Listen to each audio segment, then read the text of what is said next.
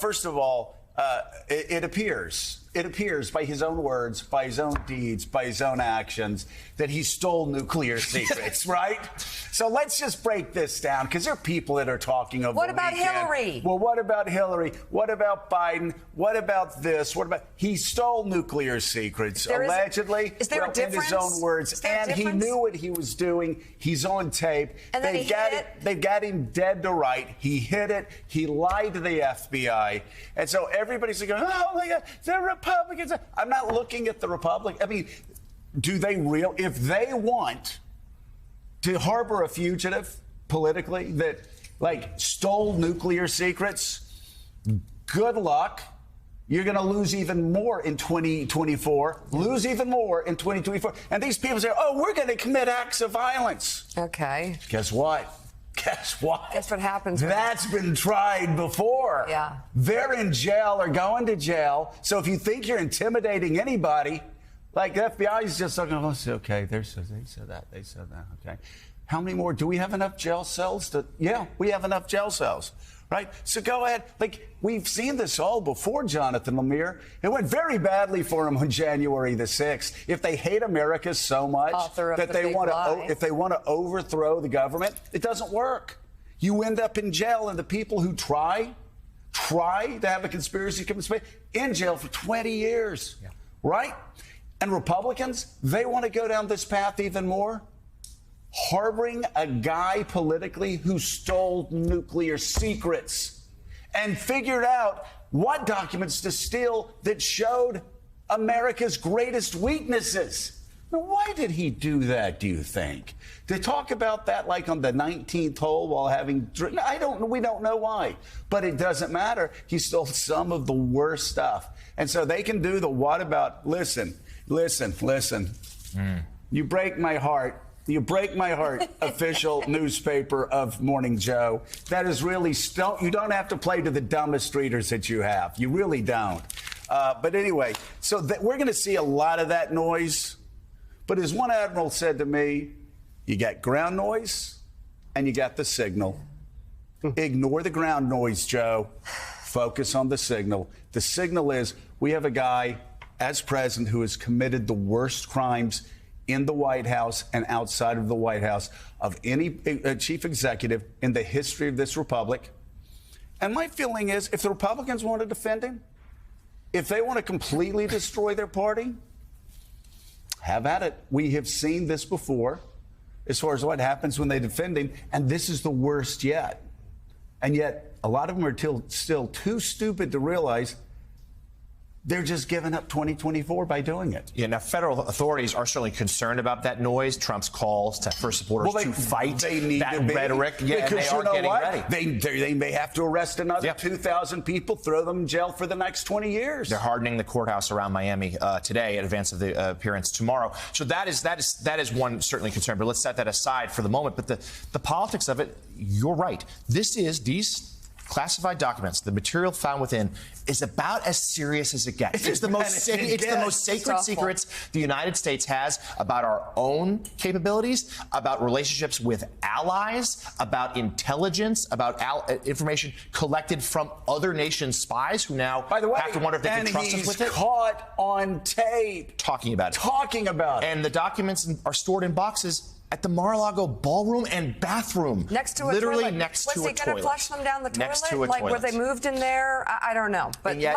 and yet, over these last few days, most Republicans rallying around him. Not all, but most. By the way, including those who want to beat him for the nomination next This year. is their chance. This is their chance to finally get away from this unbelievably undemocratic person. Well, why would they? Why they didn't after January the 6th. I know. He literally this is inspired a riot, and they didn't move away from him. And just, I saw this CBS poll yesterday that a lot of people were freaking out. Oh, the Republicans. What do you expect? This is what they did after January the 6th.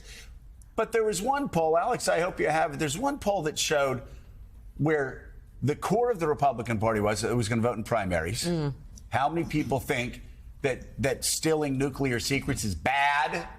Among the core, only 36%. Yeah, but look at this. Hold on. Which means I'm not great in math, but I think that means 64% of Donald Trump's Republican Party, they don't think it's a bad thing to steal nuclear secrets. Nuts. 64%. Hey, good luck with that party. Good luck with. I got a couple of wigs that would like to talk to you. But Richard, that goes to the rest of the country. And this is what I've been saying till I'm blue in the face since 2017. You keep narrowing down your base until you have insurrectionists, weirdos, and freaks. And that's where we are. Everybody, look, you're freaking out about what's going on. Look at that number. That is us.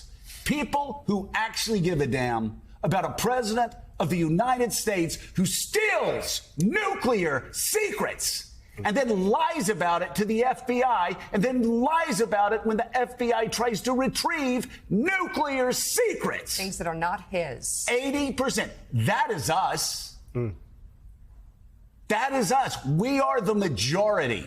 And we will stay the majority as long as these insurrectionists, weirdos, and freaks continue to say it's okay for Donald Trump to do whatever he wants to do, including, well, what Marco Rubio said back in 2016, 17, cause a severe counterintelligence threat to this country. That's what the Intel Committee led by Rubio said in, 2016 or 17? It's still the case now. Even more so. You and I are old enough to remember when the Republican Party used to stand for two things. One was strong national security, right, and the other was law and order. Yeah. Right. What does this bring together? National security and law and order. And the idea that so many Republicans, including several of the people who want to be president of the United States, are not willing to take this on frontally, to me, it's yet another statement of what has happened to the GOP, which is something less than a grand old party as a result.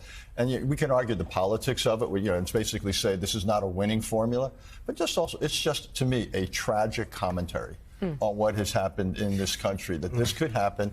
And put aside the politics, people just don't anymore stand up and say this is unacceptable. It's not a tough call. But the thing is, they lose. Makes me feel sick. That's what I don't understand. This behavior has cost them the election. And now I think I need to say it. In 2017 and 2018 and 2019 and 2020 and 2021 and 2022 and 2023, this nuclear That's why I'm saying this is their saying chance. they're cool with Trump stealing nuclear secrets. There goes 2024. Yeah. And by the way, the National Review knows that. Mm-hmm. A lot of other conservative outlets know that. They're like trying to beg their own base. Wake up. Wake up, look what you're causing. And you're right. Let's go to the law and order thing. What have conservatives mocked for 50 years? Social scientists saying, yes, Johnny, he and a gang broke into the Neiman Marcus and they looted the store. But we don't need to look at that act. We need to look at all the things that they were victims of growing up. That led up to this. This system is corrupt. And so you cannot blame. It's what Republicans are saying. Oh, poor Donald. Poor Donald. He's been set up. After him. It's not his fault. They always look at what Joe Biden did. Look at what it's that old. Look at the bird. Look at the bird over there. Every time Bill Clinton got in trouble, our good friend from Louisiana would go, look at the bird over there, trying to distract. They're trying to do it with Donald Trump, and I guess that would work if you're talking about porn stars or Playboy bunnies, but somehow not as effective when you start talking about nuclear secrets. Yeah, partisanship trumping patriotism. Right. Yeah, that 80%, Joe, you're right. That's who we are. That's us. But these folks, do you believe, I want you to, because I hear you, I'm hearing you loud and clear. Do they pose an existential threat to the country? In jail, if they're going to commit violence, not in jail. If they're saying that they go, and as far as elections go, if they're running around, I promise you, in the suburbs of Philly, if they're running around defending a man who stole nuclear secrets and wouldn't give it back, and lied to his lawyer, and lied to the FBI, and lied to everybody around him, and lied to the DOJ, not really good. That's not a 90-10 in the suburbs of Atlanta. That's not an 80-20 in the suburbs of Philly. That hurts him in the suburbs of Detroit. That hurts him in the suburbs of Milwaukee. All the places he needs to win back. This drives him even further away. And the Republican Party that get trashed in those areas because of abortion and because of January the 6th. You add this, my God, I promise you, this morning there are Republicans in those states going, do we just pull up the tent stakes? Because we can't take any more on board.